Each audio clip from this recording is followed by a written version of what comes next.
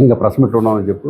స్వల్పావేశాలు. ఇప్పుడు వాళ్ళిద్దరూ ఇష్టమైన అన్నాళ్ళు ఉన్నారు, ఇష్టం లేకున్నప్పుడు సపరేట్ అయిపోయినప్పుడు విడిపోతే అన్నెసరిగా ఏంటంటే ఒక ప్రాణాన్ని తీసేడు అతను. ఇప్పుడు వాళ్ళిద్దరూ సహజీవనం అనేది తప్పు.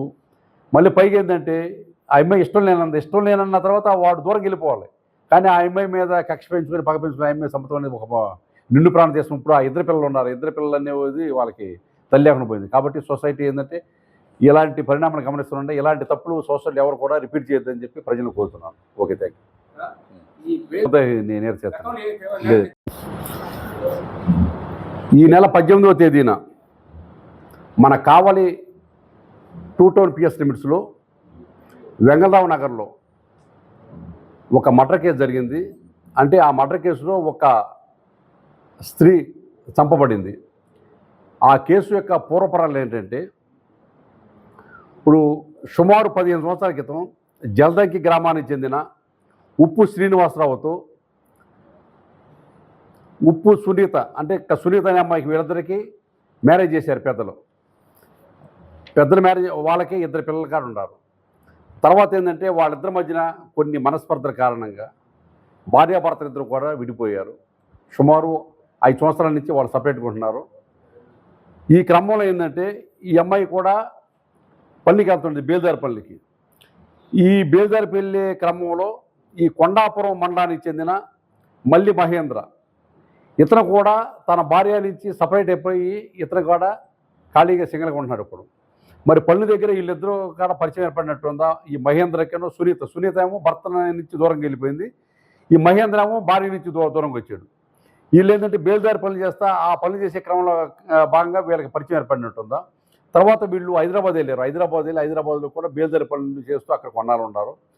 తర్వాత సుమారు ఒక 5-6 నెలల క్రితం అక్కడి నుంచి హైదరాబాద్ నుంచి తిరిగి మళ్ళీ కావలి వచ్చారు. కావలి వచ్చేసి వెంగళరావు నగర్లో ఒక ఇల్లు అద్దెకి తీసుకొని ఒక చిన్న గది, పిల్లలు ఉన్నారు. పిల్లలు కాడ భర్త దగ్గర కాకుండా ఈ అమ్మాయి దగ్గర ఉంటున్నారు, సునీత దగ్గర ఉన్నారు. ఇక్కడ దగ్గరలో స్కూల్స్లో కూడా జాయిన్ చేసుకుందా పిల్లల్ని. ఆమె ఏంటంటే ఆ ఇంట్లో ఉందా, ఇతను కాడ ఆమెతో పాటు కలిసి ఇద్దరు కూడా సహజీవనం చేస్తున్నారు. ఈ తర్వాత వీరిద్దరి మధ్య మరి ఎందుకు కొంచెం భేదాభిప్రాయాలు వచ్చి ఇద్దరి మధ్యన కొంచెం తేడాలు వచ్చినాయి మరి ఈ మధ్యకాలంలో.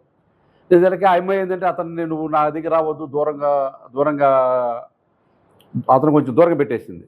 దాని ఏంటంటే ఇతను ఏంటంటే ఎన్నా నుంచి నేను నీకు అన్ని రకాల నేను జరుపుతున్నాను, డబ్బులు నేను కష్టపడి సంపాదించి డబ్బులు ఇస్తాను, నీకు పోస్ట్ చేస్తున్నాను, ఇల్లు కాడ అద్దెకి నేనే ఇప్పించాను, నీకు అన్నీ చేశాను అని చెప్పి అతను కొంచెం ఈ అమ్మాయి మీద అతనికి అనుమానం ఏర్పడింది.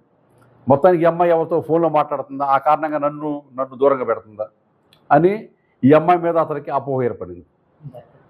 తర్వాత ఏంటంటే మళ్ళీ భర్త కూడా ఈ మధ్యకాలంలో ఏంటంటే భర్తగా మళ్ళీ ఏంటంటే పెద్దలు ఏంటంటే మళ్ళీ భార్య భర్తని కలపాలనే ఉద్దేశంతో కొంచెం పెద్దలు కూడా కొంచెం ప్రయత్నం చేస్తున్నారు. ఎవరైతే ఉప్పు శ్రీనివాస్ ఉన్నాడు కదా ఈ సునీత భర్త, వాళ్ళంతా కూడా మళ్ళీ ఇద్దరిని కలపాలని చెప్పి కొంచెం పెద్దలు ప్రయత్నం చేస్తున్నారు. ఆ కారణంగానే ఈ అమ్మాయి ఏంటంటే ఎందుకులే అని చెప్పి ఉద్దేశించి ఇతను కొంచెం దూరంగా పెట్టేసింది. ఇతను ఏంటంటే అపార్థం చేసుకొని ఇంకెవరితోనో ఈ అమ్మాయి పరిచయం పెంచుకుంటానికి గాను నన్ను దూరంగా పెడుతుందని చెప్పి ఇతనికి అనుమానం కలిగింది. ఈ అనుమానం ఏంటంటే ఈ అమ్మాయి ఏంటంటే అతను సెల్ ఫోన్ కూడా బ్లాక్ చేసేసింది. ఏంటంటే ఇతను నన్ను పూర్తిగా నువ్వు అవాయిడ్ చేస్తావని చెప్పి కోపంతో ఆ అమ్మాయిని చంపాలని ఏదో ఒకటి చేయాలని ఉద్దేశం ఏంటంటే 18వ తారీఖు నాడు ఉదయం ఆ అమ్మాయి తన ఇంట్లో ఏంటంటే ఇంటి దగ్గర బట్టలు ఉతుక్కుంటే వచ్చేసి ఆ అమ్మాయితో గొడవ పడేసేసి ఇంట్లో లాకెళ్ళేసేసి నిన్ను చంపేస్తాను, నువ్వు ఈ విధంగా ఇంకా నువ్వు నాకు దక్కకపోతే ఇక నువ్వు బతకడానికి వెళ్ళేది అన్నట్టు ఆ అమ్మాయిని మన చాకులాంటి దాంతో స్క్రూడ్రైవర్తో విశిక్షణరహితంగా పైన ముఖం నుంచి మెడ నుంచి అన్ని బాగా రకాల విషయంగా పొడిచేసి బాగా రక్తాలవి ఆ అమ్మాయి స్పాట్లో చనిపోయింది. దీనికి సంబంధించి వాళ్ళ బ్రదరు ఎవరైతే చనిపోయిన అమ్మాయి యొక్క బ్రదరు అతను మనకు వచ్చి పోలీసుకి ఇచ్చిన రిపోర్టు మేరకు ఆ కేసుని నమోదు చేసుకొని మన 2 టౌన్ సిఐ గారు గిరిబాబు గారు కేసు దర్యాప్తు చేశాడు. కేసు దర్యాప్తు వెళ్ళి నేరస్థల పరిశీలించ కానీ సాక్షులు విచారించడం కానీ ఈ కేసులో వాస్తవాన్ని మొత్తం కూడా సమగ్రంగా అతను సీడీలు తయారు చేసుకొని ఈ రోజున ఉదయం మన పీజీ కాలేజీ దగ్గరలో ఇతర ముద్దాయిని ఐడెంటిఫై చేసి అతన్ని ఈరోజు అరెస్ట్ చేశారు. అరెస్ట్ చేసి ఇప్పుడు అతన్ని మధ్యాహ్నం తర్వాత గౌరవ కోర్టు వారి ముందు ప్రవేశపెట్టి రిమాండ్కి పంపిస్తారు.